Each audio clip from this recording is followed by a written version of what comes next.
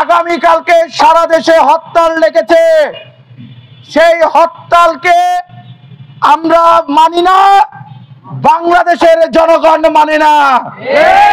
বাংলাদেশের মানুষের শান্তি শৃঙ্খলা জানমালের নিরাপত্তার জন্য আজকে ছাত্রদল আজকে বাইক টহলে থাকবে। যতদিন বাংলাদেশে শান্তি ফিরে না আসবে, যতদিন বাংলাদেশে আমাদের নির্বাচিত সরকার যতদিন না আসবে, সকল ষড়যন্ত্রের বিরুদ্ধে বাংলাদেশ জাতীয়তাবাদী ছাত্রদল রাজপথে জীবন বাজি রেখে হলো রাজপথে থাকবে। সংগ্রামী ভাইরা, সন্ত্রাসী ছাত্রলীগকে রুখে দেওয়ার জন্য আমরা প্রস্তুত রয়েছি। তারই অংশ হিসেবে আজকে আমরা ছাত্রদল বাইক টহলে বেরিয়েছি।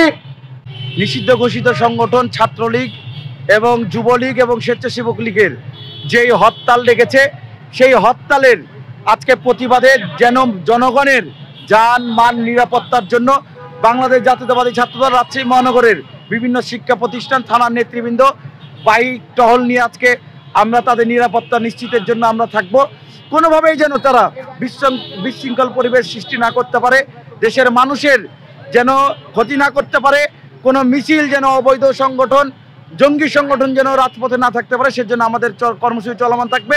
আগামীকালকেও আমাদের অবস্থান কর্মসূচি আওয়ামী লীগের বিরুদ্ধে আমরা অবস্থান করব, ইনশাল্লাহ সেই কর্মসূচি আমরা পালন করব।